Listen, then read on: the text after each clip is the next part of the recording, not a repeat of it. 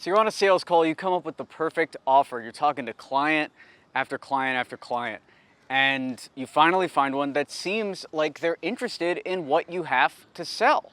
They're interested, they're asking the right questions. You go in for the close, you tell them the pricing, and then they say, I can't afford it.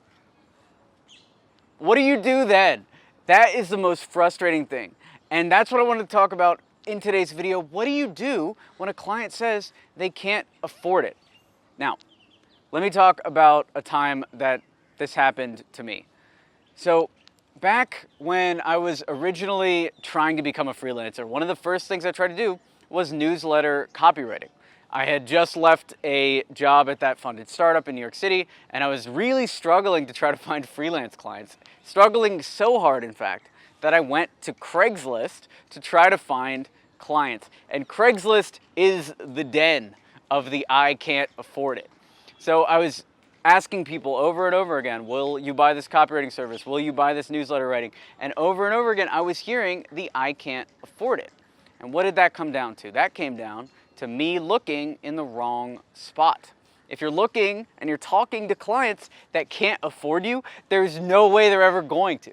If you're talking to a person that has $100 to spend on marketing, then the only way you're going to get them to spend $12,000 on marketing is to either go into debt or you're going to have to scheme them. But if you're talking to people that have $12,000 to invest in marketing, they'll close instantly.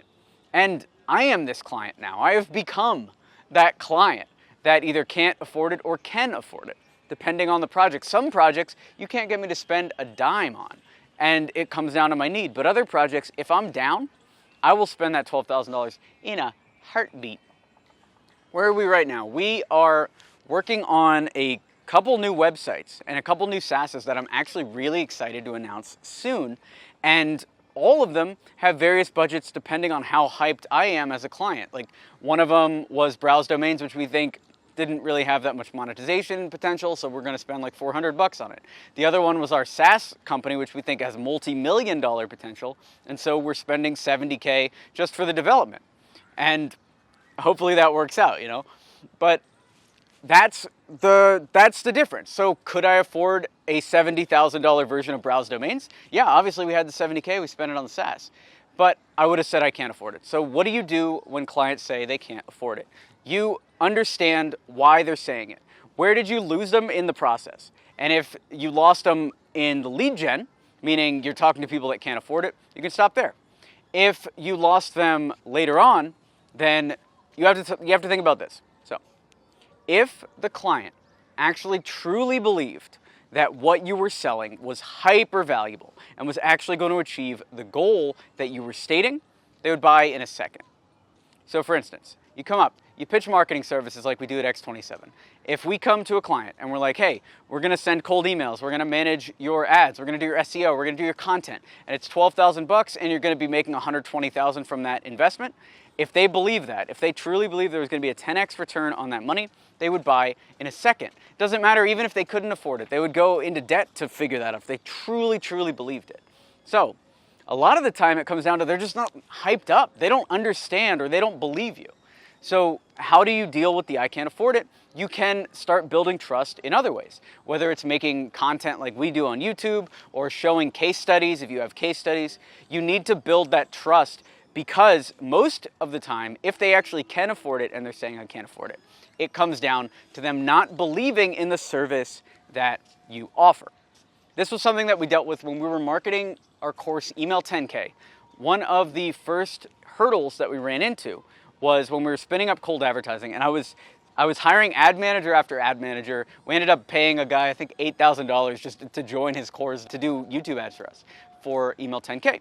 And one of the things that happened when we were talking with cold audiences was there just wasn't that believability factor with the course. And so what we did is we had to go out there and talk to customer after customer and start stacking success stories. So now, if you looked at the Email 10K site, if it was live, but if you look at the Cold Email University site, you see all of those testimonials now. You see, one guy did this, so another guy did this, third guy did this, over and over and over and over and over again, all the way down the site. Because if you want to get past that I can't afford it, you need to increase that trust and that believability. Just as simple as that. The third thing you want to do is make sure that your follow-ups are leading them towards a close. If they say they can't afford it, ask some follow-up questions. I can't afford it. Okay, is it because you don't have the money or you don't believe in what we're selling? Is it price or is it believability? And if it's price, if they literally are that broke that they don't have money for your service, then you probably shouldn't be talking to that client you failed to lead gen. If it's believability, now you can actually start breaking down what they don't believe about the service. So, okay, it's about believability. Great. What don't you believe about the service? Do you think that our cold email services will generate meetings for you? Yes, no. Do you think that cold email works? Yes or no. Do you think cold email will work for your company? Yes or no. And you can start breaking them down. Each level of that conversation will get you closer and closer to break through that. But that's the main thing I want to instill is like, if you're talking to people that can afford it, then you're not going to be getting the I can't afford it unless it's believability. If it's a believability thing, then it's going to come down to your offer improving. What are some things you can do to improve your offer? Well, one of the main things you can do is start talking in terms of transformations instead of features. So for instance, when we originally launched American English, which is now called International Clients, it's a course that we're teaching people around the world how to sell to Americans. It originally was called American English, and that was just the banner of the website. Once we launched that, we were getting no sales. For the first 2-3 weeks that we had it, it was $49, we were getting no sales. Then what we did is we changed the banner on the site from American English to sell more to American clients as a non-native English speaker. As soon as we changed it to that strong headline, things started to get better and the conversion rate actually shot up. So we went from selling 1 to 2 of these and really trying hard on the sales to selling hundreds. And now we're on the path to sell thousands of these courses with that reframe. So if people are saying they can't afford it, it's not really because they can't afford it.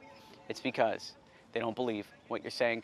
Thanks for watching the video. Be sure to smash that like button to encourage this type of content. Subscribe down below, and I'll talk to you soon.